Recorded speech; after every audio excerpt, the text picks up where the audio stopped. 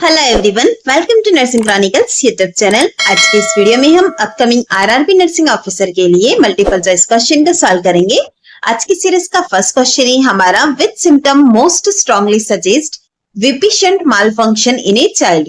VP shunt यानी कि वेंट्रिकुलोपेरिटोनियल shunt, निम्न में से कौन सा ऐसा सिम्टम है जो कि हमें स्ट्रांगली सजेस्ट करता है कि चाइल्ड के अंदर वीपी फंक्शन मालफंक्शन है।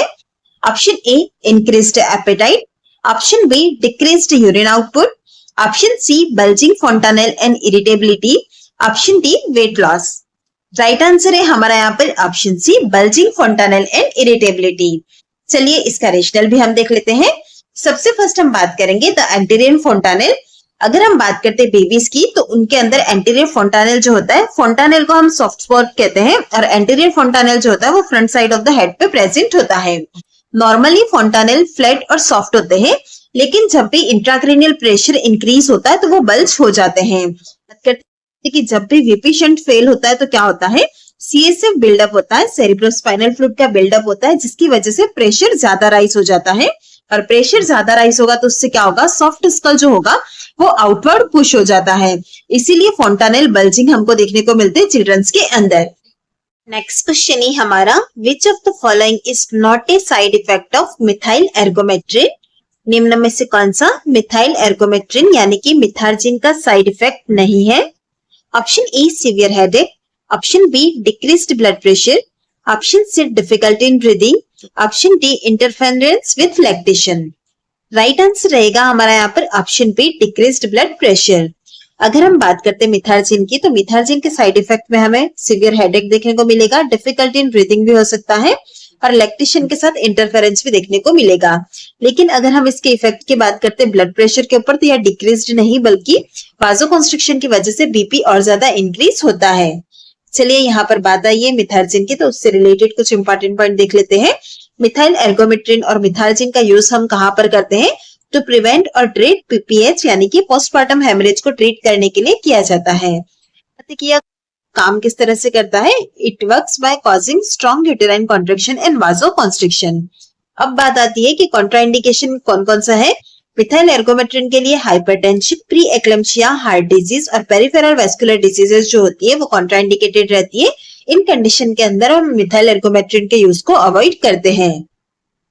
नेक्स्ट क्वेश्चन है हमारा, the steroid used in preterm labour helps in. Preterm labour के अंदर स्टेरॉइड्स जो होता है वो किसमें हेल्प करता है। Option A, prevention of jaundice in newborn. Option B, prevention of PPH in mother. Option C, reducing respiratory distress syndrome. Option D, prevention of seizures. Right answer है हमारा यहाँ पर option C, reducing respiratory distress syndrome. चलिए अब हम बात कर लेते हैं स्टेरॉइड्स और प्रीटर्म लेबर के बारे में। सबसे फर्स्ट हम देखेंगे, why are steroids given in preterm labour. Preterm labour के अंदर स्टेरॉइड्स को हम क्यों देते हैं। ड्रग्स जैसे कि बेटामेथासोन और डेक्सामेथासोन यह स्टेरॉइड के एग्जांपल है। इन्हें कब दिया जाता है, जब when delivery is expected before 37 weeks यानी कि प्रीटर्म लेबर हम एक्सपेक्ट कर रहे हैं तो वहां पर यह मेडिसिन दी जाती है और उसको देने का पर्पस होता है कि it accelerate fetal lung maturation. Fetal के लंग्स को मैच्योरेशन के लिए यह एक्सेलरेट करता है। अब हम देखने वाले how to steroid help the fetus. Steroid जो होते हैं वो फिटस को किस तरह से हेल्प करते हैं। सबसे फर्स्ट ये स्टिमुलेट करते हैं टाइप सेकेंड न्यूमोसाइट्स को। इसके बाद ये इंक्रीज करते हैं सर्फेक्टेंट प्रोडक्शन को। सर्फेक्टेंट का क्या काम होता है, it keeps alveoli open during breathing. तो इस तरह से इन दोनों ही कंडीशन के अंदर यह इंप्रूव करते हैं तो हमारा जो रेस्पिरेटरी डिस्ट्रेस सिंड्रोम होता है न्यूबॉर्न के अंदर उससे प्रिवेंट किया जा सकता है। नेक्स्ट क्वेश्चन है हमारा, the main carbohydrate present in amniotic fluid is. Amniotic fluid के अंदर मेन कार्बोहाइड्रेट कौन सा प्रेजेंट होता है। Option A, glucose. Option B, glycogen. Option C, fructose. Option D, lactose. Right answer है हमारा यहाँ पर ऑप्शन ए, ग्लूकोज। अब बात करते हैं इसके रेशनल की। Primary carbohydrate in amniotic fluid is glucose. Primary carbohydrate जो हमारा एमनियोटिक फ्लूइड होता है उसका ग्लूकोज होता है। ग्लूकोज जो है मेनली फ्रॉम मैटरनल ब्लड से आता है या प्लेसेंटा को क्रॉस करता है और फिटल सर्कुलेशन के अंदर एंटर करता है और फिर यह एमनियोटिक फ्लूइड के अंदर डिफ्यूज होता है। अब बात करते हैं एमनियोटिक फ्लूइड ग्लूकोज का, तो यह इंपॉर्टेंट होता है फॉर फिटल मेटाबॉलिज्म और ग्रेजुअली ये डिक्रीज होता है near the term as fetus uses it.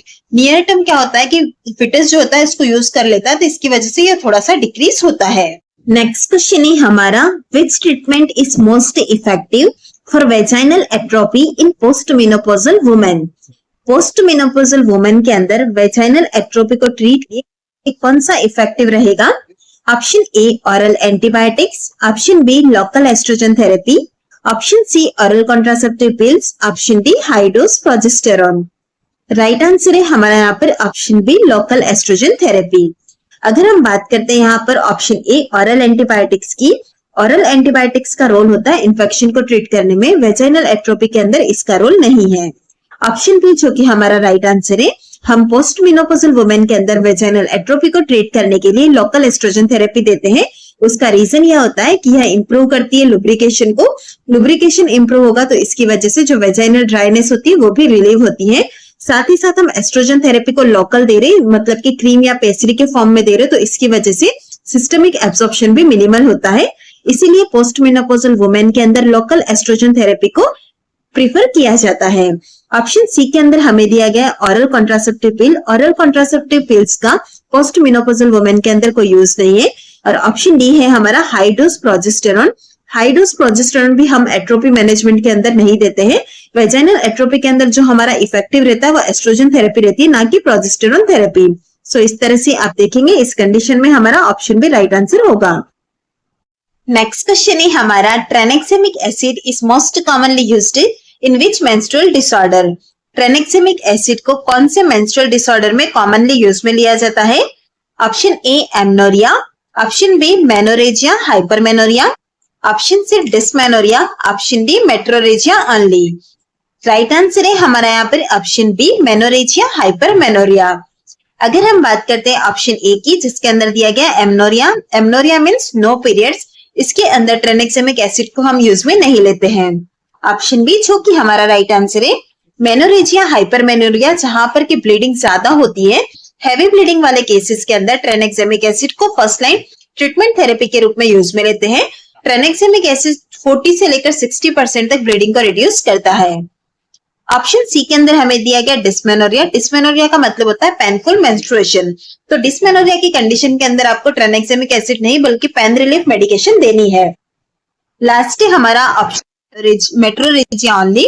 Metrorrhagia में भी हम ट्रेनेक्सेमिक एसिड को यूज में लेते हैं, बट यह प्राइमरी इंडिकेशन नहीं है। हमें पूछा गया था मोस्ट कॉमनली यूज कौन से मेंस्ट्रुअल डिसऑर्डर में होता है, तो वो है मेनोरेजिया हाइपरमेनोरिया में। नेक्स्ट क्वेश्चन है हमारा, diaper rashes are most commonly caused by. Diaper rashes most commonly किसके द्वारा होते हैं? Option A streptococci, option B staphylococcus aureus, option C E coli, option D diphtheria. Right answer है हमारा यहाँ पर option B staphylococcus aureus. Streptococci, E coli और diphtheria की वजह से डायपर रैशेस नहीं होते हैं, लेकिन स्टेफाइलोकोकस ऑरियस की वजह से डायपर रैशेस होते हैं। स्टेफाइलोकोकस ऑरियस जो ग्रो होता है उसके लिए एनवायरनमेंट कुछ इस तरह का होता है, वार्म होता है, मॉइस्ट और ऑक्लूडेड स्किन होती है, साथ ही साथ एरिया यूरिन और स्टूल की वजह से इरिटेट होता है। तो ऐसी कंडीशन के अंदर स्टेफाइलोकोकस ऑरियस डायपर एरिया के अंदर एनवायरनमेंट में ग्रो करता है और बेबीज के अंदर डायपर रैशेस होते हैं। हमारा, what is the main reason for under 5 mortality in India. India के अंदर अंडर 5 मॉर्टेलिटी का मेन रीजन क्या है? Option A malnutrition, option B diarrhoeal disease, option C asphyxia, option D leukaemia. Right answer है हमारा यहाँ पर option B diarrhoeal disease. India में अंडर 5 डायरियल डिजीज जो होती है वो लीडिंग कॉज है डेथ का, specially due to dehydration and electrolyte imbalance.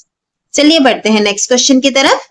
Following albendazole therapy the nurse needs to educate parents to observe stool for.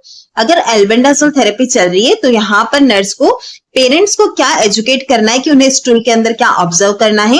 Option A melena, option B hematochezia, option C passage of worms, option D clay coloured stool.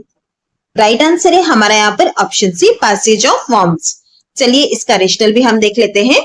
Albendazole is an anti helminthic drug used to treat worm infestation. Albendazole जो है हमारी वो anti helminthic group के drug है और इसका use किया जाता है वर्म इन्फेस्टेशन को ट्रीट करने के लिए। और अब बात आती है कि यह किस तरह से काम करती है। एल्बेंडाजोल किल करती है वर्म्स को, इमोबिलाइज करती है वर्म को, साथ ही साथ प्रिवेंट करती है ग्लूकोज एब्जॉर्प्शन इन वर्म्स।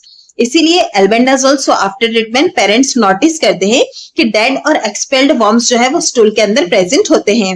और अगर ऐसा हो रहा है कि डेड और एक्सपेल्ड वर्म स्टूल के अंदर प्रेजेंट है, मतलब यह चीज कंफर्म कर रही है कि हमारा ट्रीटमेंट जो है उससे रिस्पॉन्स कर रहा है।